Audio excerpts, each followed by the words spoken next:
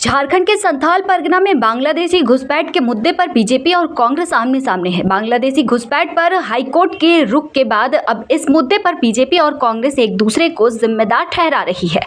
दुमका के MP MLA की विशेष court में अलग अलग मामले में पेश होने के बाद कांग्रेस विधायक प्रदीप यादव और बीजेपी विधायक रणधीर कुमार सिंह ने बांग्लादेशी घुसपैठ के मुद्दे पर अलग अलग तर्क दिया है। सारठ से बीजेपी विधायक रणधीर सिंह ने संथाल परगना में बांग्लादेशी घुसपैठ की समस्या पर कहा कि झारखंड की हेमंत सोरेन सरकार अपने वोट बैंक के खातिर इस समस्या को नजरअंदाज कर रही है और इसे गंभीरता से नहीं ले रही है। विधायक रणधीर सिंह ने कहा कि संथाल परगना में आदिवासियों की संख्या घटती जा रही है। आने वाले विधानसभा चुनाव में बीजेपी इस समस्या को अपने चुनावी घोषणा पत्र में शामिल करेगी। वहीं पौड़ैया हाट से कांग्रेस विधायक प्रदीप यादव ने कहा कि झारखंड में जब बीजेपी की करीब 20 सालों तक सरकार रही तो बीजेपी सरकार बांग्लादेशी घुसपैठ के मुद्दे पर शांत क्यों रही। घुसपैठ पर नकेल कसने की जिम्मेदारी केंद्र की मोदी सरकार और गृह मंत्रालय की है, लेकिन अपनी असफलता को छिपाने के लिए बीजेपी कोर्ट का शरण लेती है।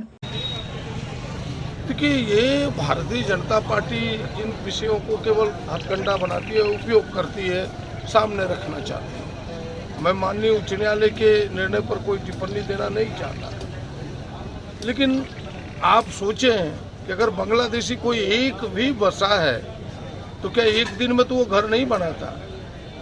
इन 25 वर्षों में 20 वर्षों तक तो भारतीय जनता पार्टी की ही सरकार रही है। बॉर्डर तो भारतीय जनता पार्टी की ही जिम्मेवारी है, बॉर्डर को सील करना। अगर बांग्लादेश के लोग घुसते हैं तो उसके जिम्मेवार कौन है? बॉर्डर में ये लीक कैसे है, बॉर्डर में ये सुरंग कैसे है? ये तो भारतीय जनता पार्टी की सरकार की जिम्मेवारी है, मोदी जी की सरकार की जिम्मेवारी है, गृह मंत्रालय की जिम्मेवारी है। अपनी फेलियोरिटी को छिपाने के लिए उनके सांसद विधायक कोर्ट जाते हैं ताकि अपना चेहरा बचा सके। हमें लगता है कि उनकी जिम्मेवारी है और जो काम न्यायालय का निर्देश हुआ सरकार उसको करेगी। बाबूलाल तो पूरे राज्य में घटी है और उसके कारण क्या ये क्यों नहीं बताते बाबूलाल जी कि उनके बाहर के लोग आके बसे हैं, दूसरे राज्यों के लोग दबदबा बनाए हुए हैं। ये तो शुरुआती दौर से ही है। हम सब तो इसीलिए कह रहे हैं कि भाई खतियानी, यहाँ जो खतियान आधारित लोग हैं उनको अधिकार मिले। उसका फिर वो भारतीय जनता पार्टी क्यों विरोध करता है?